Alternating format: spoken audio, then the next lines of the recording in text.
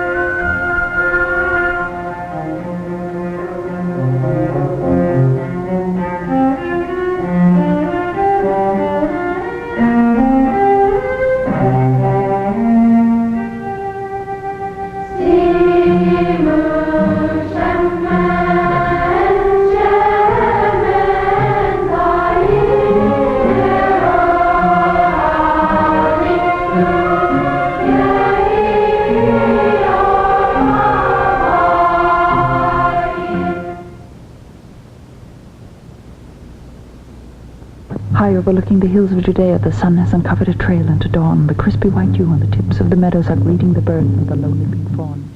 The chill of the morning entangles the shadows of trees holding olive leaves ready to sway, and peasants with faces carved deeply with furrows receive with a shiver the blessing of day. The lamb and the bullock awake in the valley, uncurling their tongues in the cool of a spring. On top of the mountain an eagle is watching, awaiting its prey in the swoop of its wings. The road from the village is spotted with bushes, and pebbles of granite are guarding its line.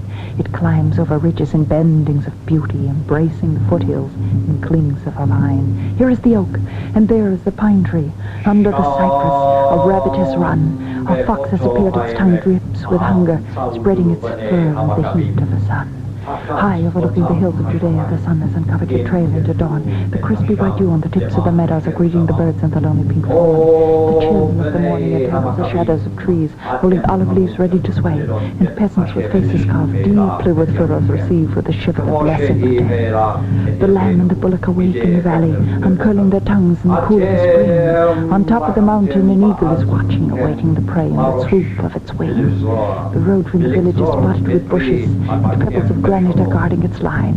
It climbs over ridges and bendings of beauty, embracing the foothills in clings of a vine. Here is the oak, and there is the pine tree. Under the cypress a rabbit has run. The fox has appeared. Its tongue drips with hunger, spreading its fur in the heat of the sun. High overlooking the hills of Judea, the sun has uncovered a trail into dawn. The crispy white dew on the tips of the meadows are greeting the birds and the lonely pink fawn. The chill of the morning entangles the shadows of trees.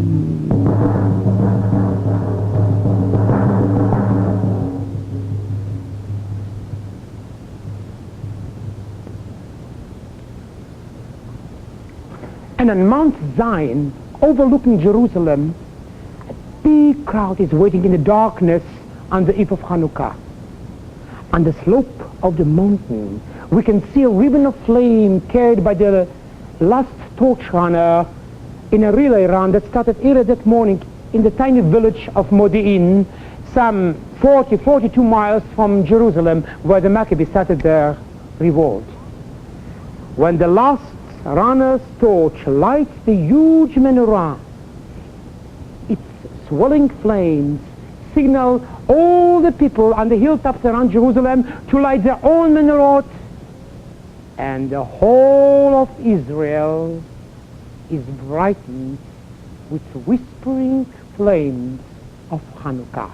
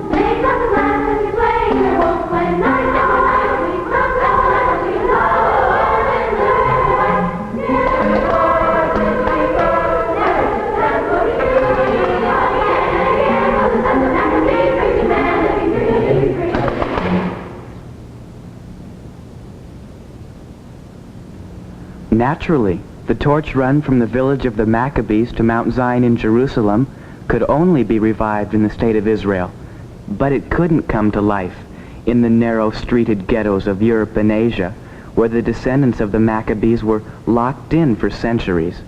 Isn't it true that the traditional Hanukkah spinning top, the sevivon, was originally an ordinary gambling top? I think it's true. But the Jews always seem to find a way of turning something ordinary into something sacred, like, for instance, the sevivon. Maybe it was this unique ability that helped them preserve a nation for 4,000 years.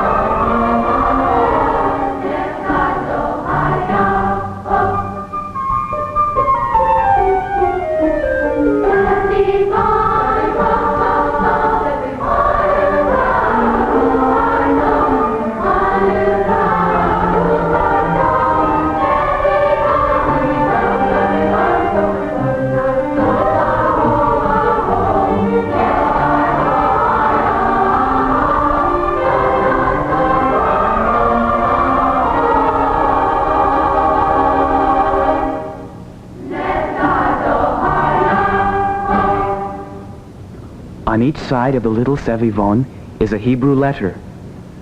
4 letters in all: Nun, Gimel, He, Shin. An abbreviation of a meaningful phrase which says, a great miracle was there. Nes Gadol Haya Sham. Yes, a miracle happened there in Judea, and the little ghetto child twirled his Sevivon, and when it fell, the letters always said, a great miracle was there, far away, in Judea. Now Judea is Israel, and 1 million children twirl the Sevivon. But the last little letter is different.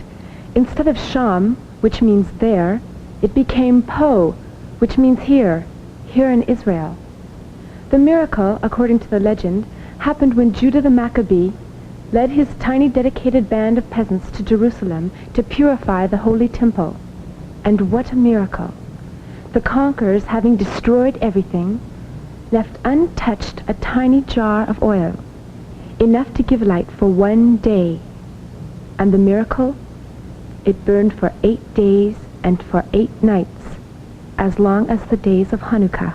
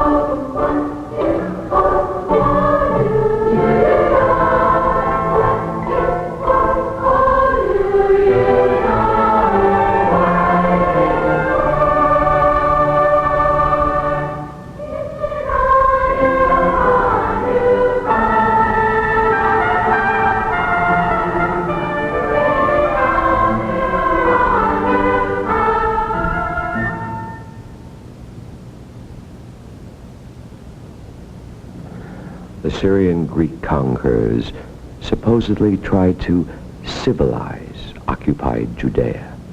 They did it by killing every Jew who lived by the 10 commandments of Moses. And each parent knew that his newborn child, if found circumcised, would be split in half by the sword of the conqueror in the eyes of his parents. But Mattathias, from the village of Modein, and all the villagers refused to give up their belief in one God, besides one Jew, who came forward in sight of all to sacrifice upon the altar in Modein, for he was frightened of the Greek soldiers. When Mattathias saw him betraying his own people, he slew him upon the altar, and he also killed the soldiers of the king. Then Mattathias cried out in a loud voice, "Let everyone who believes in the laws of Moses follow me." And the people of Modein followed him and his 5 sons into the mountains of Judea. There in the mountains, the peaceful villagers trained themselves to become fearless fighters, and the revolt to regain freedom in Judea began. There, on one side, handfuls of brave Jewish fighters, and on the other side, huge hordes of hired mercenaries commanded by professional generals, protected with metal shields, with spears, swords, and mounted on chariots and terrifying elephants. Elephants trained to smash and to kill. And the Jews stood up against these hired mercenaries without sufficient weapons, outnumbered by the Greeks by 100 to 1, with no elephants, or chariots. The Jews had only one striking weapon, a sacred desire to be free in their own land, in the land of Judea. And this hunger for freedom was their striking force, and the belief in one God, their spirit. And so, when war broke out, their spirit and belief helped them to defeat the Syrian Greek Empire in hundreds of battles, to free the city of Jerusalem, and to purify the Holy Temple. It helped them to make Judea again an independent state, after having been ruled by Babylonians, Persians, and Greeks for more than 400 years. And those Jews who called themselves Maccabees were not fairy tale heroes on white horses, but real people whose revolt was the first successful attempt on the part of any nation to free itself from the yoke of a conquering empire.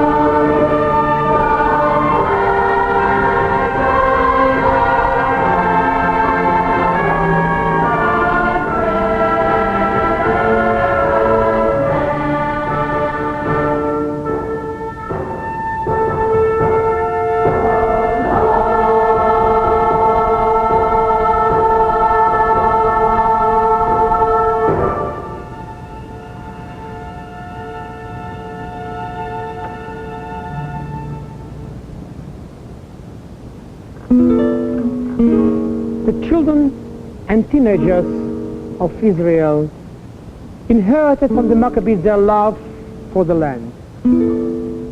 Petra, an ancient city carved in red rock, now in Jordan, always attracted visitors with its magnificent splendor.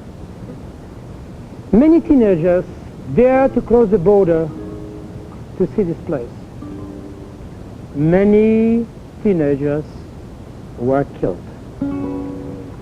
Some years ago, a song was written about Petra, nicknamed in Hebrew the Red Rock, As-Sella Adom.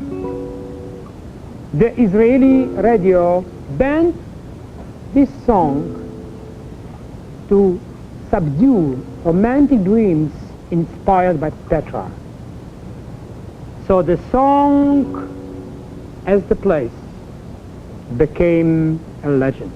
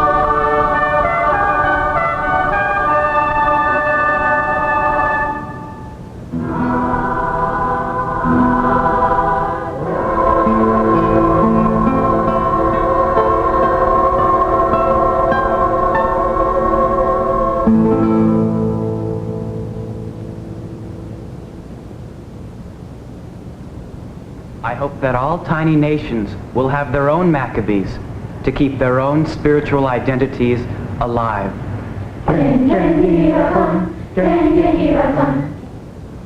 I hope that our age of speed, space, and supposed civilization will not destroy the real human civilization, which is based on a relationship between man and man, equal under God.